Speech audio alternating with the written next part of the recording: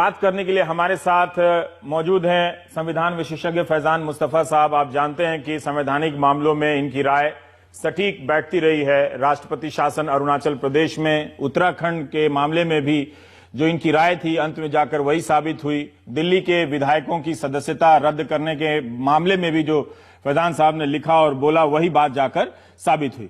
तो मुझे लगा कि ये बेहतर व्यक्ति हो सकते हैं इन पर इस मामले की जटिलता को सरल रूप से समझाने के लिए। फैजान साहब, मैं ये जानना चाहता हूं कि ये मामला बॉम्बे हाई कोर्ट में किस रूप में प्रवेश करता है, वहां न्यायाधीशों ने किस तरह की टिप्पणी की है, और फिर जब ये सुप्रीम कोर्ट में आता है तो वहां पर किस तरह के फैसले की शक्ल में बाहर आता है।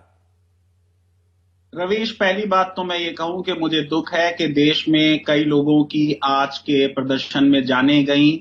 सर्वोच्च न्यायालय का हक है कि वो फैसला दे और लोगों का यह हक है कि वो सर्वोच्च न्यायालय से पुनर्विचार करें, और यदि सर्वोच्च न्यायालय के फैसले से संसद राजी नहीं है तो संसद को सर्वोच्च न्यायालय के फैसले को पलटने का हक है।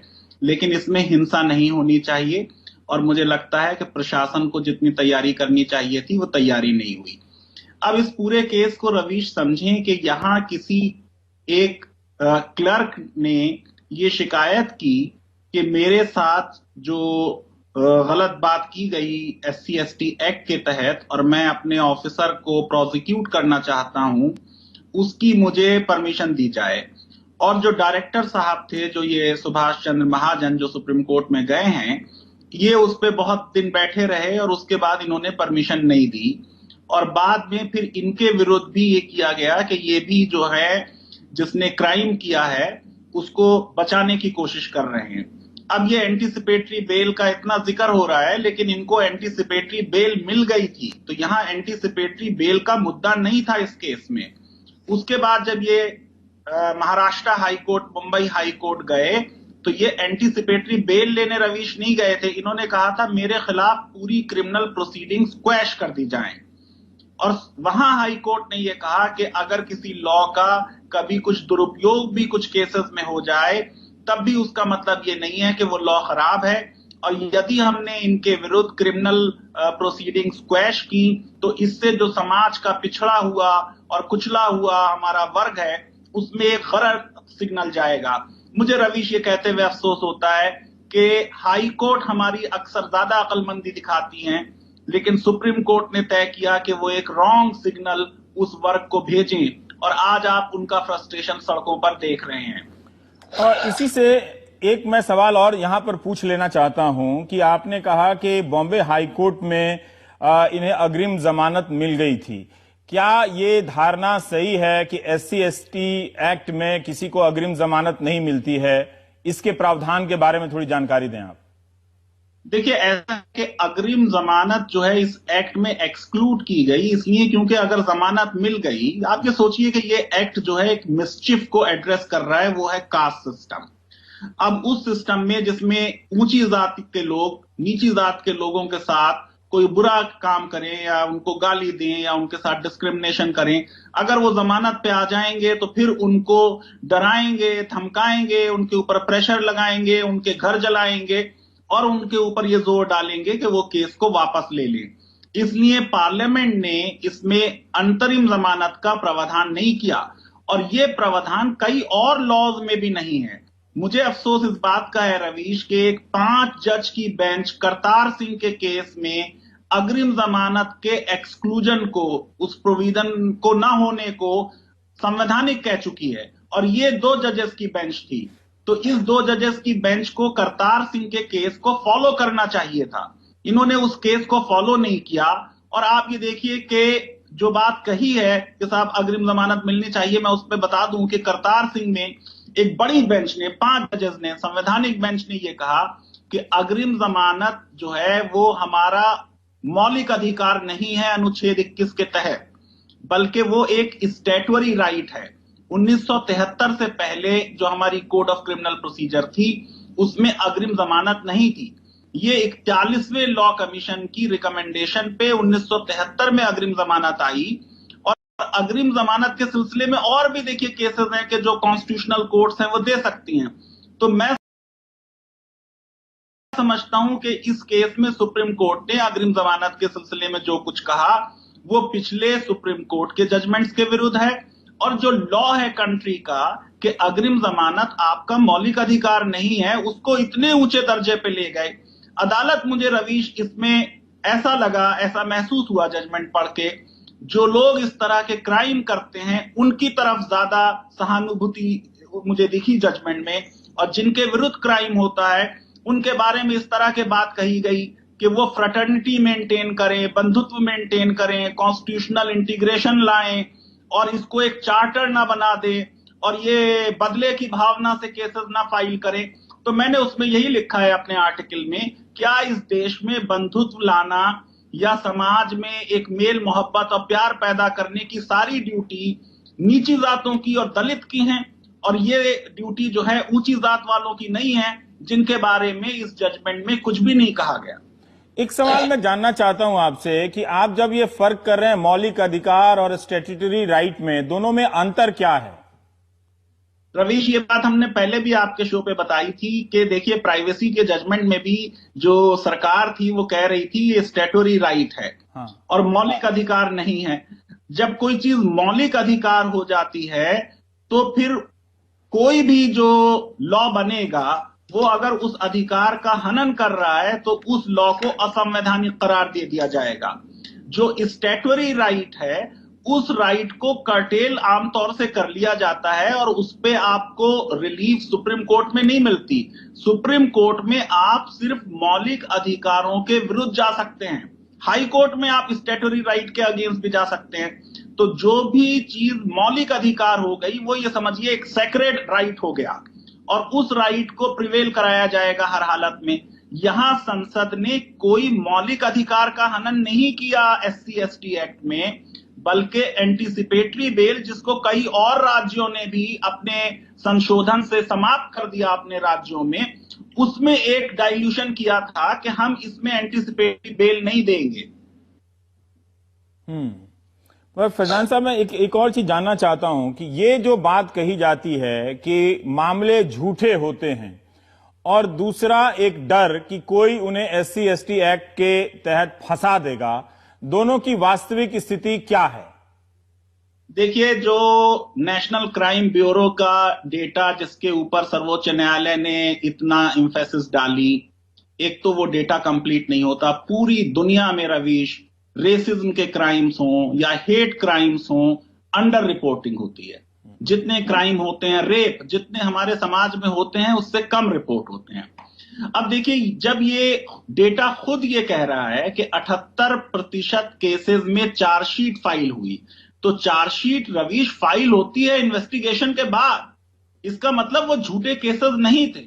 मैं ये नहीं कह रहा हूं कि कुछ केसेस में झूठे केसेस ना फाइल किए गए हों, लेकिन वो अपने आप में जस्टिफिकेशन नहीं है कि वो स्पेशल लॉ जिसमें एक स्पेशल प्रावधान किया गया। आप देखिए रवीश कि ये जो केसेस हैं इसमें, उसमें किस तरह की हम बात कर रहे हैं।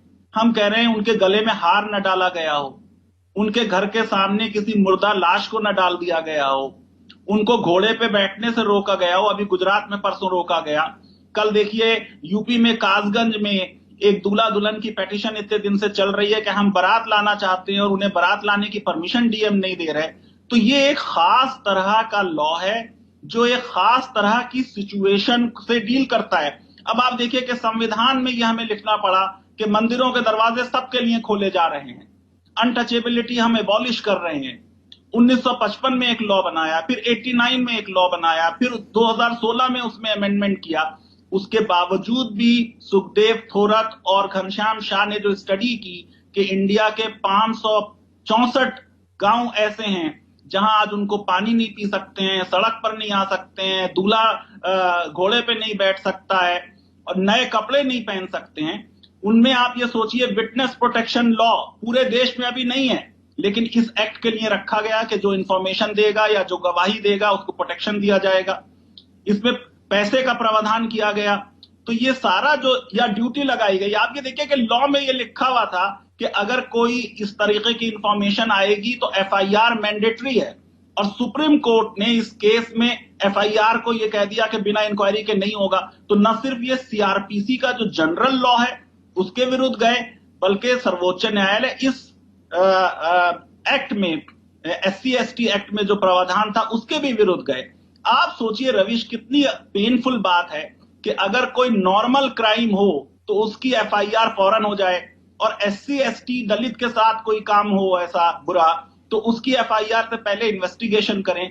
ये मैं ये समझता हूं कि ये हमारा कास्टिस्ट माइंडसेट जो है ये हमको आगे नहीं बढ़ने दे रहा, और समाज में वाकई में बंधुत्व लाना है, सबको साथ लेके चलना है, तो हमें ये एक्नॉलेज करना चाहिए कि आज 70 साल बाद भी हम जो है कास्ट सिस्टम में उसी तरीके से जी रहे हैं जैसे हम पहले रहते थे। आप देखिए कोई शादी का आप मैट्रिमोनियल पढ़ लीजिए, आपको पता चल जाएगा कितना हमारे यहाँ कास्ट सिस्टम है। फैजान साहब, मैं एक और चीज जानना चाहता हूं कि जो झूठे आरोपों की बात है, इसका कोई कानूनी प्रोटेक्शन है इस एक्ट में या किसी और एक्ट से, कि अगर कोई 1% या 2% ही हो और झूठे आरोप लगाता हो? देखिए रवीश, इस एक्ट में जो सुप्रीम कोर्ट ने डील किया वो ज्यादातर तो डील किया पब्लिक सर्वेंट से, कि अगर कोई क्योंकि इस केस में ये जो थे ये पब्लिक सर्वेंट थे, ये डायरेक्टर थे एजुकेशन के जिनके बारे में ये केस हुआ, महाजन साहब, डॉक्टर महाजन। देखिए पब्लिक सर्वेंट के बारे में इस केस के सेक्शन 21 में और बाकी भी सारे लॉ में लिखा होता है कि अगर उन्होंने बिना किसी बुरी नियत से, गुड फेथ में, अच्छे इरादे से कोई काम किया, चाहे वो काम गलत भी हो जाए, तो उनको उसकी सजा नहीं होगी। अगर किसी के विरुद्ध झूठा केस हो गया तो पूरा एक लॉ इस पे ऑलरेडी डेवलप्ड है, मैलिशियस प्रोसिक्यूशन का प्रोटेक्शन, कि मेरे खिलाफ आपने झूठा केस किया तो मैं फिर पलट के आप पे केस करूंगा कि आपने ये केस मेरे ऊपर झूठा कर दिया। रवीश, किसी केस में सजा होना या ना होना बहुत चीजों पे डिपेंड करता है।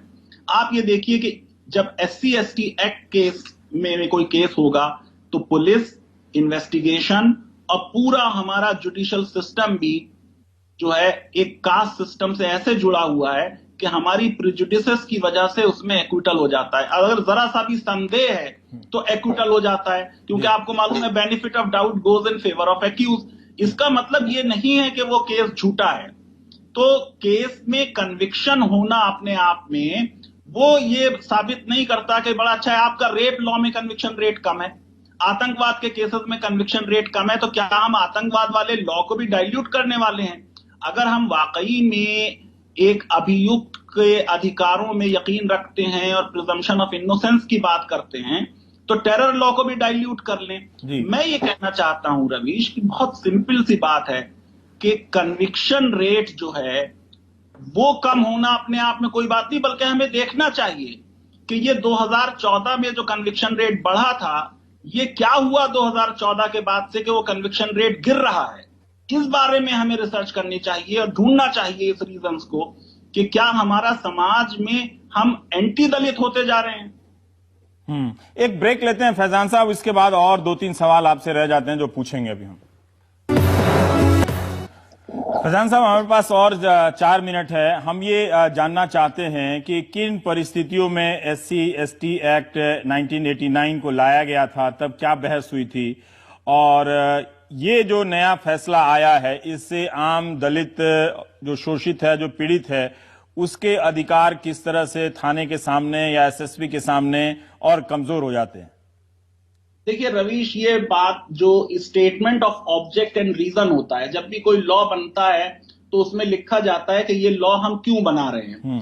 तो उस वक्त इस बात में साफ तौर से ये लिखा संसद ने कि इतना प्रावधान करने के बावजूद भी, क्योंकि सिविल प्रोटेक्शन राइट्स एक्ट पहले से था 1955 में, संविधान में अनुच्छेद 17 पहले से था, कि इस सब के बावजूद भी SC/ST के हालात खराब हैं, उनको उनके अधिकार नहीं मिल रहे, उनके विरुद्ध हिंसा हो रही है, उनके विरुद्ध इंडिग्निटी हो रही है, उन्हें ह्यूमिलिएट किया जाता है, उन्हें हैरेस किया जाता है, और जब वो कोई केस फाइल करने की कोशिश करते हैं तो उनको काउ डाउन किया जाता है, टेरराइज किया जाता है।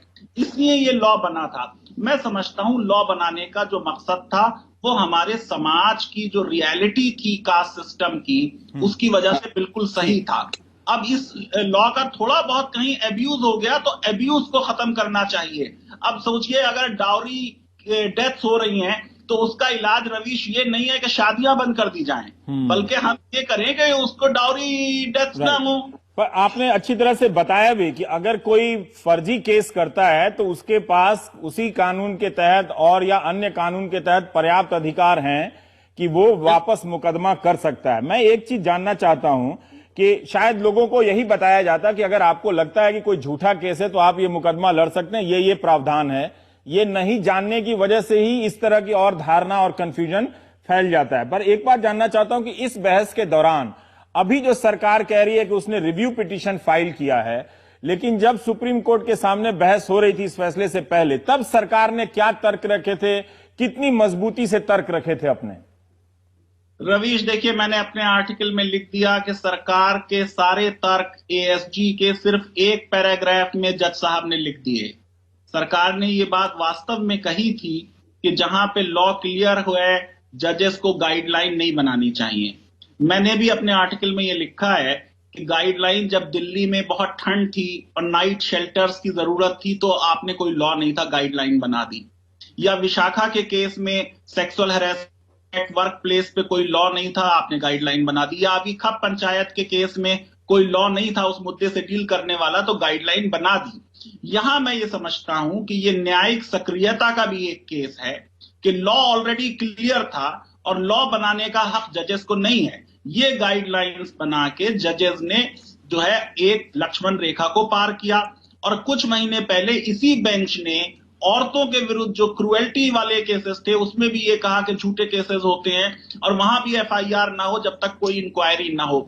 मैं ये बताना चाहता हूं रवीश, देखिए कि हम क्या एक्यूज के साथ खड़े होना चाहते हैं इन स्पेशल सिचुएशंस में? मेरा पूरा जीवन गुजर गया राइट ऑफ एक्यूज की बात करते करते। मैं समझता हूं क्रिमिनल जस्टिस सिस्टम में एक्यूज के राइट्स प्रोटेक्ट होने चाहिए, पर ये वाला जो लॉ है ये एक खास परिस्थिति से डील कर रहा है। और आप देखिए, उस परिस्थिति में सुप्रीम कोर्ट ने इंदिरा स्वानी में रिजर्वेशन वाला जो केस था उसमें यह कहा कि इस रिजर्वेशन से फ्रेटर्निटी बढ़ेगी, हमारे समाज में बंधुत्व बढ़ेगा। तो मुझे कहीं ना कहीं जजमेंट को पढ़ के ये लगा कि हम जो हैं जो इस मामले में अभियुक्त, ठीक, एक सवाल और संक्षेप में अगर आप बता सकें या बहुत संक्षेप में कि अब क्या होगा अगर सरकार रिव्यू पिटीशन फाइल करेगी तो क्या हो सकता है? क्या कोई बड़ी बेंच इस फैसले को रिजेक्ट कर सकती है? रवीश, इसमें आमतौर से जब रिव्यू होता है तो उसी बेंच के सामने जाता है और ज्यादातर वो खुली कोर्ट में उस पर बहस नहीं होती बल्कि जजेस के चैम्बर में होती है। मैं ये समझता हूं कि जितना अब सरकार प्रेशर में है, ये रिव्यू पिटीशन एक कोई दूसरी पीआईएल थी, उसमें देखिए आज चीफ जस्टिस ऑफ इंडिया ने कह दिया कि कोई अर्जेंसी नहीं है, जबकि आप देखिए कि देश में क्या हालात बने हुए हैं। लेकिन ये रिव्यू के लिए उन्हीं जजेस के पास जाएगी जिन्होंने ये फैसला दिया, और मैं उम्मीद करता हूं कि वो जजेस इसको चीफ जस्टिस ऑफ इंडिया के सामने रेफर करेंगे कि वो एक लार्जर बेंच कॉन्स्टिट्यूट कर दे। पर मुझे जरा भी इस बारे में शक नहीं है रवीश कि ये गाइडलाइंस जो इशू की गई हैं, ये गाइडलाइन या तो सर्वोच्च न्यायालय की लार्जर बेंच विड्रॉ करेगी, और अगर वो नहीं हुआ तो इसमें संशोधन होगा SC/ST एक्ट में, और जो ओरिजिनल प्रावधान है एंटीसिपेटरी बेल को खत्म करने वाला और फौरन FIR दर्ज होने वाला, उसको रेस्टोर किया जाएगा। Thank you very much Faizan साहब, जो आपने बताया कई तरह के संवैधानिक और कानूनी पहलुओं के बारे में कि हम जानकारी कम रखते हैं, धारणाओं से ज्यादा डील करते हैं। समाज की हकीकत को भी देखिए और हमारी संस्थाएं जिनका संबंध जांच और सजा दिलाने से है उनकी भी स्थिति देखिए, तो आपको पता चलेगा कि भरोसा करने के लिए कितनी मेहनत करनी पड़ती है। आप देख रहे थे प्राइम टाइम। नमस्कार।